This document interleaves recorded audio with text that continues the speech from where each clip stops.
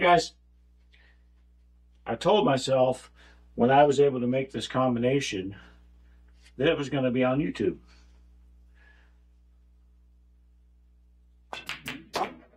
And so there we go with that. But that's not what I want to talk about with this video.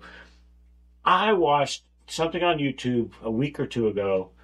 I wish I could remember which channel it was. If I find out, I'll put it in the comments.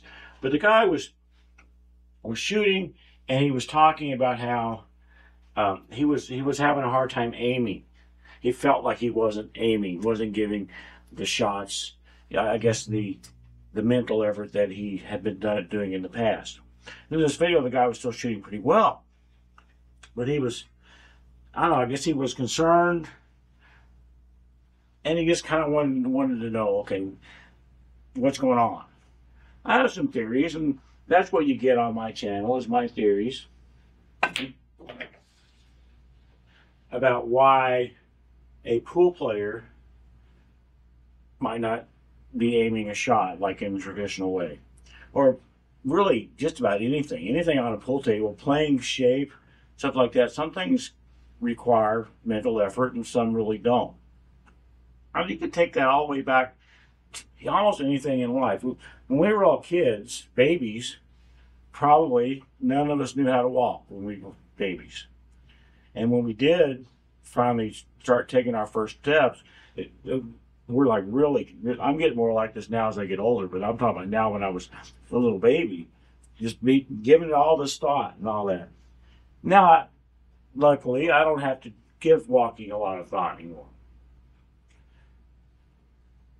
One of the problems that people can have playing pool is, well, as they get more experience, things get kind of boring. It doesn't require effort to do it anymore.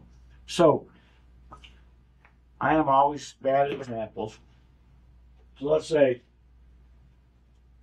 I'm a brand new pool player. Never saw a pool table before in my life.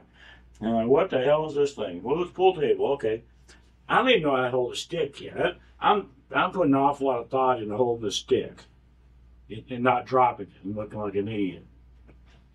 No way I'm drawing back for the two. I'm still worried about not dropping the stick. And at a certain point, then okay, I can aim this 9 now. Still can't be drawing back for the 2 because I'm still a beginner, right? And at some point, this 9 is a very easy shot. I don't have to aim it anymore. I don't have to aim the 9 anymore. Now drawing back to the 2 becomes a distinct possibility.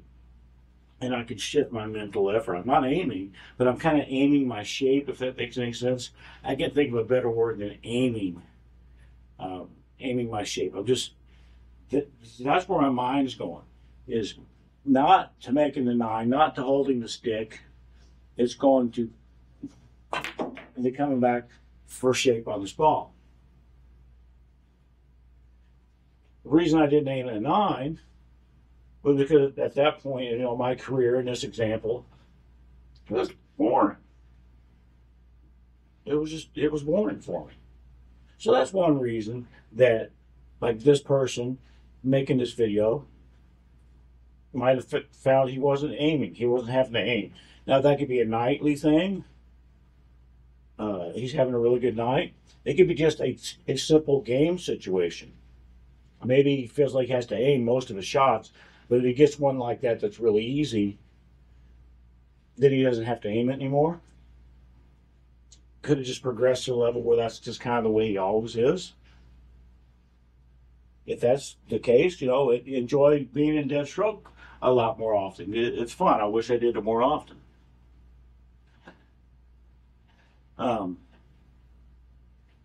Oh, crap. I'm really looking at my board, but I think I've already touched on that. One of the other reasons that you might not aim something, I keep using the word aim, is, well, like in my early example, if I can't draw the ball, the 13 is an easy shot, but I can't draw the ball. I'm like, that's too hard. I can't do that. And a part of my brain is kind of like, No, you can't do that. Don't waste your mental effort on it. Not really, like in competition when you're practicing, I'm trying to practice stuff. But in competition, why waste my mental effort? A better example might be something really stupid. I'm going to cut the two in the side, even at a pro level. No, they're not going to waste any time trying to cut that two in the side. No matter how perfect my stroke is, how good my vision is, how much I aim, how much mental effort I put in, I'm never going to cut the two in the side. It's just not going to happen. So it's too hard. In this case, it's impossible. So you can, I guess, mentally relax on some steps of shooting because it's just too easy for you. That part of the shot or that shot is too easy for you. I don't think that's a big deal. You have situations where it's too tough for you. It's impossible for you. I don't think that's that big of a deal either. Really, unless it should be. If I woke up tomorrow and I couldn't make this ball anymore, and I had to, this shot should never be too hard for me, is what I'm saying. Another situation might be where you're unable to concentrate. Sick, impaired, distracted, whatever. You're not your night to be concentrating. Not your night to be aiming shots and stuff. It's not going to happen.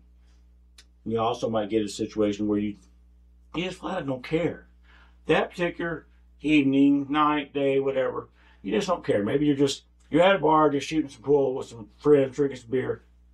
You don't feel like exerting that mental effort into lining up your shots and coming and checking angles all the time and all this and that. And meanwhile, all your friends are just having a good time, and here you're trying to be all super serious. No, people just don't care. And again, that's perfectly fine.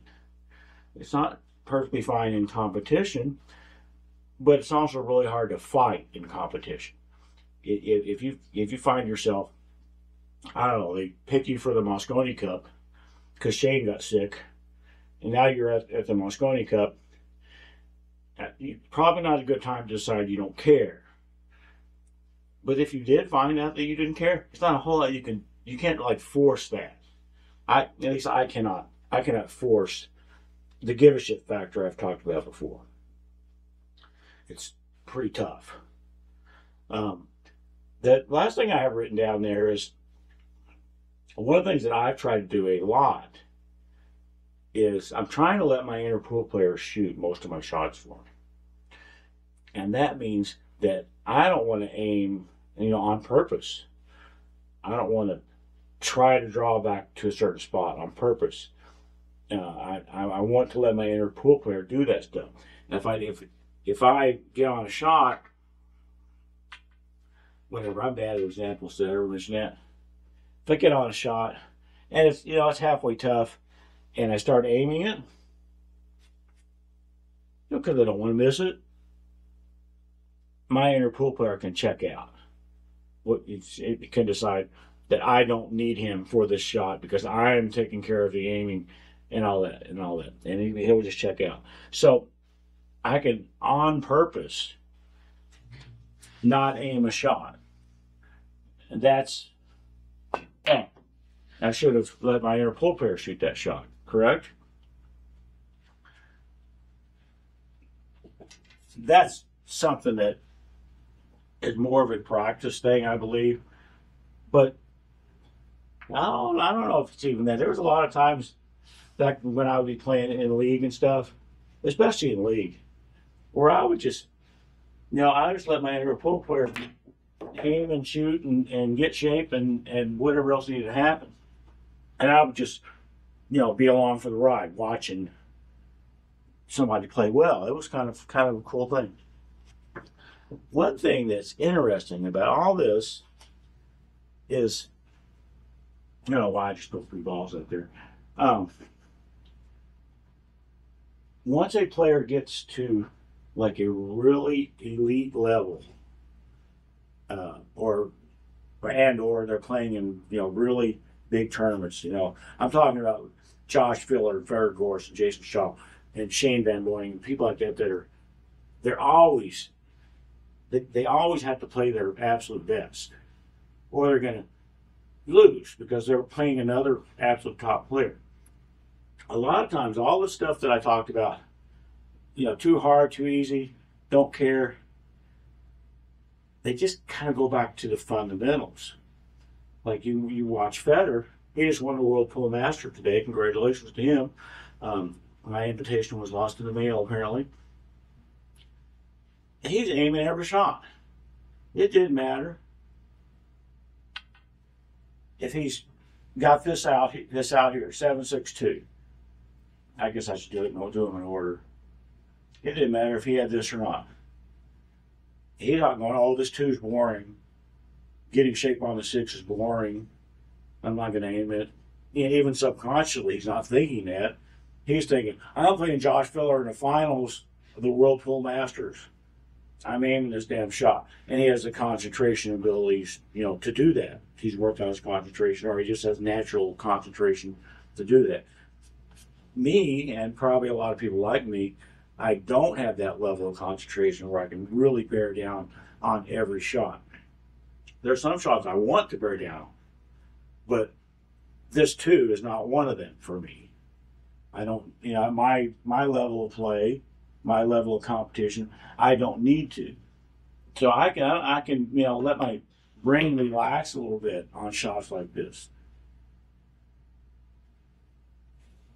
Not because it would be cool to miss, or even because it would be okay to miss. It's because I can't concentrate my way through everything. I have to mentally relax.